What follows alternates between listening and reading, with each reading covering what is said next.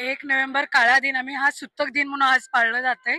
तर तुम्हाला बघत बघत असाल गेले 60 वर्ष होऊन गेलेली आहेत, तरी पण आम्हाला अजून न्याय मिळालेला नाहीये। पण आमचा लढा हा शांततेचा लढा असतोय।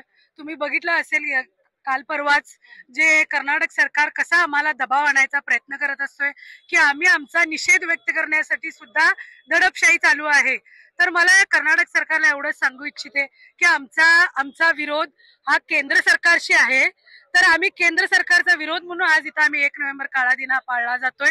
आणि मला गेली 70 वर्ष आता होत आलेली आहे, परंतु हा लढा आम्ही शांततेच्या मार्गाने आम्ही चालत असताना आम्हाला कुठेतरी म्हणजे पोक केलं जातं की आम्ही काहीतरी उद्रेक आमचा व्हावा, जेणेकरून कर्नाटक सरकार आमच्या युवकांना युवकींना किंवा महिलांना अटक करावं।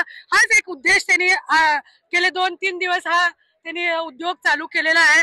तर मला कर्नाटक सरकारला एवढं सांगू इच्छिते की तुम्ही कितीही आम्हाला प्रोत्साहन करा किंवा कितीही आम्हाला अडवायचा प्रयत्न करा, हा लढा कधीच थांबणार नाही।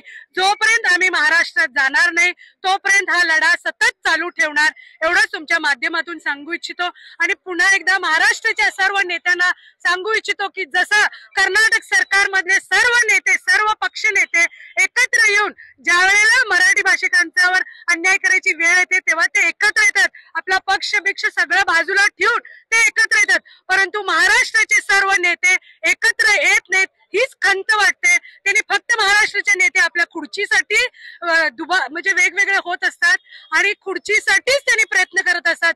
तर मराठी भाषेच्या जे अभिमान आहे, मराठी भाषेच्या लोकांवर जो अन्याय होत आहे त्याच्याकडे त्यांचं दुर्लक्ष होत आहे।